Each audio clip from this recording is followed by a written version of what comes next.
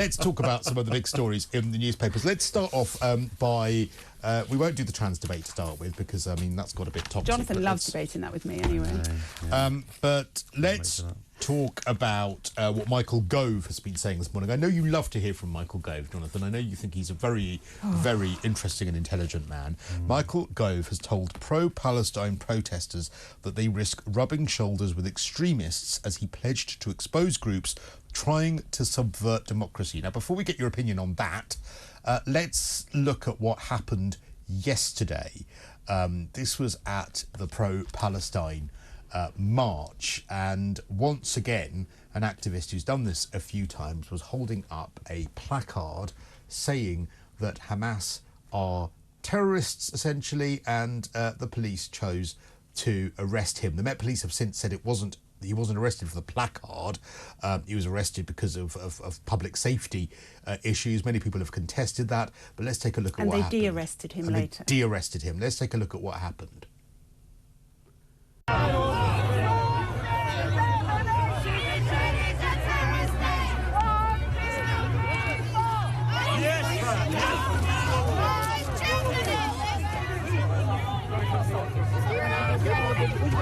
Get the card before you get nicked.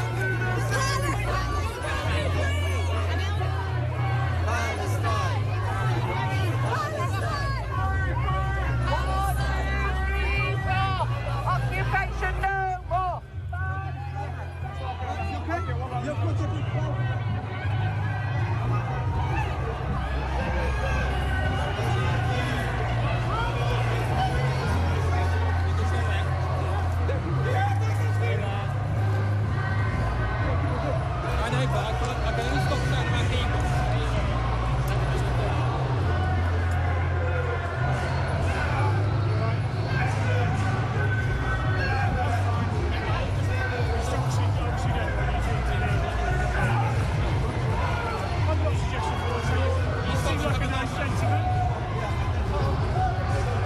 So there we go. See what's happening there. The man with the placard was arrested by the police. The Met Police have since sent a statement out saying a video has been posted on X alleging officers arrested a man for having an anti-Hamas placard. This isn't accurate.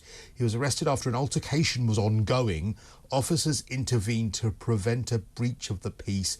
He was arrested for assault, but officers then fully reviewed footage provided of the incident, and he was later de-arrested. The arrest was not made, in bold letters, in relation to the placard.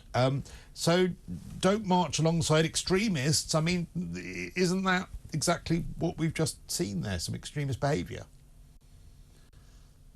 I think it's very difficult when you're at a protest and you are responsible, obviously, for yourself and your own behaviour when you do anything in life.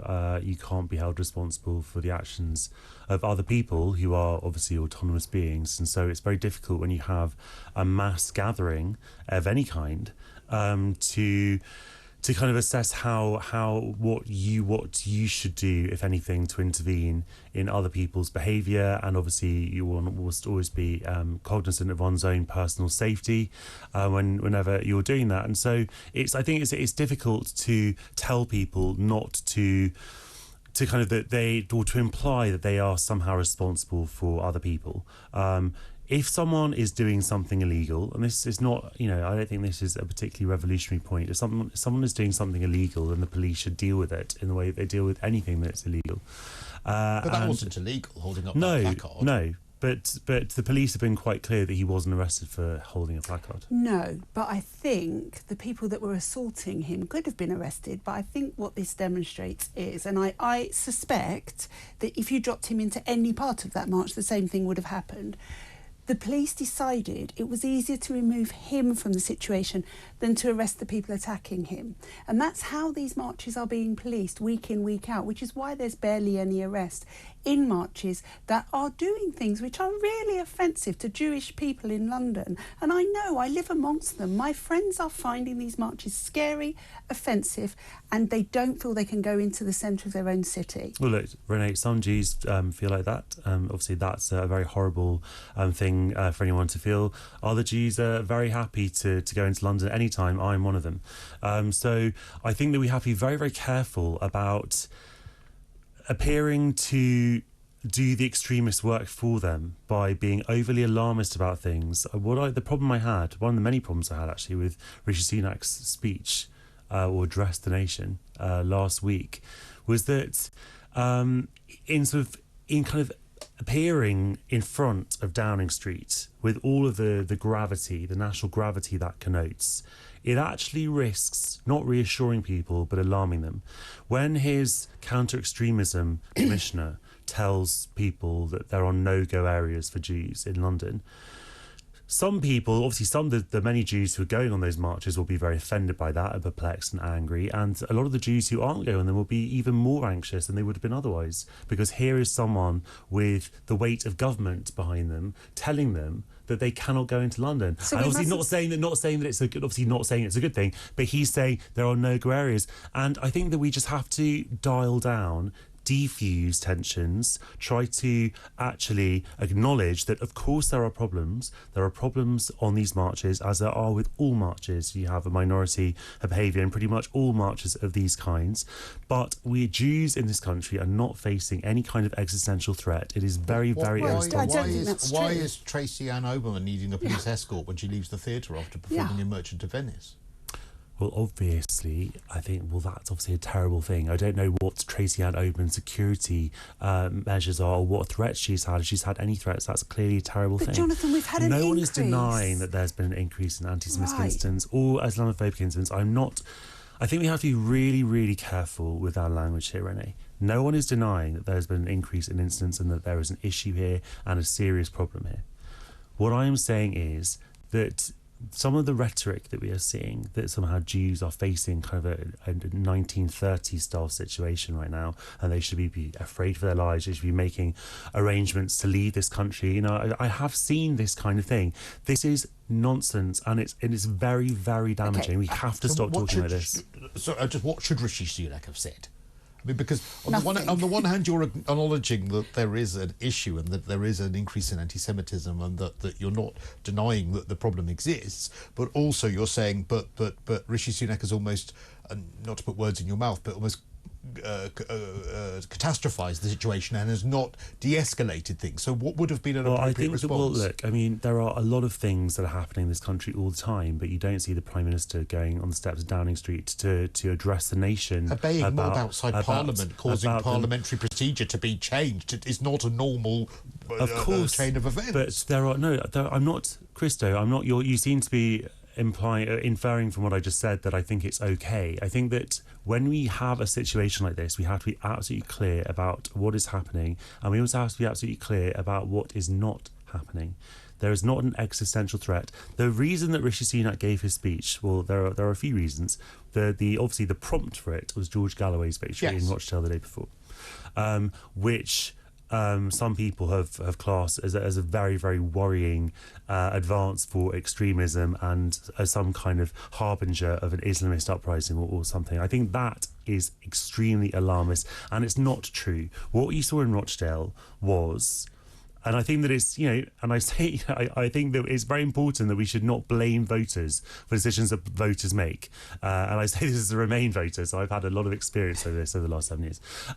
But when you have what you had in Rochdale was people who were exercising grievances about what they had thought had been the government's response over Israel and Gaza, about what they thought how they thought the government had treated Muslim people in Gaza, that their lives have been seen as not worth as much as the lives of other people, and that's why the government had done so little to object to Israel's bombardment of Gaza, etc. Now, whether you like it or not, that was the response of the people in Rochdale. That was why they voted for Galloway. I don't think that it was an extremist thing to do. I don't like Galloway. I don't like the fact he was elected. But I think we have to put these things into context and not to fan things beyond what they actually are. I think you've had fair crack at this now. I actually think it's this language from the extreme left all of the time that we must dial down the rhetoric. We must. Think I'm extreme left? Listen, we must. You think I'm extreme right, so it's the same. I don't think you're extreme right. I think you're right. We must use our language Wrong, carefully. We must make it all soft and gentle. It's that approach, Jonathan, which has allowed extremists to actually fly under the radar, and we find ourselves in the point we are in now. The moment you and I have this conversation, I'm an Islamophobe. Because I'm even... When did I say that? When did I say that? I'm saying people will say that. They will use these slurs to shut down this conversation, which very clearly needs to happen. We need to talk about Islamist extremism and its rise in this country. We have to be able to talk about it. And if that's language that we don't like, I'm afraid we have to have that Who's saying we conversation. can't talk about it? When did I ever say we can't talk about it? I didn't say you talk about it. I said the left. Fine. But no one is saying that we can't talk about stuff. I think actually whenever we say we can't talk about this, it's because we are always talking about it at the time. Like when people say you can't talk about immigration, it's all we've been talking about for 20 years. I think the point that is of contention with what you're saying is, okay, we're allowed to talk about Islamist extremism, but only in the context of a de-escalation and it all being, you know, perhaps the problem being minimised, rather than actually saying what's going on. And I think, would that be fair to say where you're coming from? Yes. I think that I think that we have to be able to talk about anything that is a problem. I don't think that's an issue at all. Well, I think that we have. I think that we have to do it in the appropriate context and with the appropriate language. That's all I'm saying. And I don't think. Look, there just has to be a balance. I can understand your point about having to, what you would see as, calling a spade a spade. I would just think that when a prime minister speaks, that has consequences, and the forum in which the prime minister chooses to speak is important. The language the prime minister uses and the people around him uses is important as well. And so I think that we just have to balance this. You have a lot of people. You have a lot of people who have taken issue with how he threw in the far right when the far right is nowhere near the problem and named one of them. Islamist extremism in the country. But he did that knowing that commentators from the left would probably say, had he not done that he was being an Islamophobe. So in fairness, is there not an argument to say that he did rightly or wrongly try and balance it? To be fair to him, in that speech, he did mention the far right, and he did mention the rise in Islamophobic attacks, because often that bit gets completely ignored when we talk about what's happened since October the 7th. There has been a major increase in Islamophobic incidents as well as anti-Semitic ones, and we have to be absolutely open in condemning any rise in racist attacks. I think that everyone should be able to get behind that statement. The problem is that since then, it seems as though we're kind of going back into a kind of playing people off against each other, and even the language that came out of Downing Street after that address, the advisors very pleased themselves that he might finally have found a wedge issue with Labour, quote unquote, as though somehow all this talk about bringing people together was actually a way to polarise people further. And the problem is that even though there are some things in that speech that were unobjectionable, there were some things when he was basically appeared to...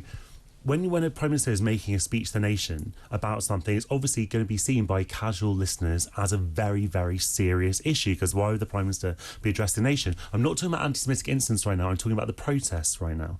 And so when he talks about the poison, a casual listener might have inferred that the poison was the dominant theme of these protests. And what that does is it actually delegitimises a lot of the ideology behind these protests, which is absolutely right in my view, which is solidarity with the Palestinian people. But I would argue that once a protest means that an MP has to stand down, or that parliamentary process is essentially subverted because of the baying mob outside. Hasn't that reached the threshold where a prime minister should make a statement? And you know, it wasn't just bog standard protests he was responding to. He was responding to, I guess, an amalgamation of all sorts of things that have happened over the last few weeks. Well, obviously, there have been things like no one is disputing that threatening an MP is a bad thing, or that threatening an MP in their home is a bad thing. Or a teacher being in hiding for 3 years. Look, no one is saying that any of these things are good. I think I'm trying to kind of establish a nuanced position, and actually, just there's the politics behind this. But if that's not enough for the Prime Minister to speak, what would be? Cristo, even like Brendan Cox, who has always been very, very careful with his language about this, and he knows what he's talking about when it comes to extremism. He said on Twitter yesterday, I think it was, that if the government is using extremism as a political tool, it will actually take us. I can't remember his exact words, but it will basically it'll sully what is supposed to be a shared national goal, was a very important shared national goal, and so he's expressing the fear that it's going to be an electional tool. Well, it will be an electional tool. You know why it will be an electional tool? Because it's really important to people, and it may not be important to you, Jonathan. I've got so many messages on here. He says it's not important to from me. People who are saying that they're Jewish and scared to go into London. It's full. You know, Brendan Cox, with all due respect, he lost his wife to a far-right extremist. That is disgusting. But I'm afraid it is that very sentence that Brendan has uttered in the way that you've described, and I haven't seen it, that is shutting down the debate. We have a problem. We've got to talk about it. It's not shutting down debate to point out the cynicism that is going on behind so much of what the Prime Minister is talking about. So much of it is cynical. Some of that. I don't doubt some of that, because much of what he said in his speech he'll never act on anyway. It is just words. So I don't doubt that at all. But we did have an issue in Rochdale where people voted primarily on a war 2,000 miles away, not on local issues in Rochdale. That is a problem for our democracy. Why is that a problem for our democracy? People have voted about foreign affairs issues all the time. The 2005 election was, for many people, a foreign affairs election. It was about backlash to the Iraq War.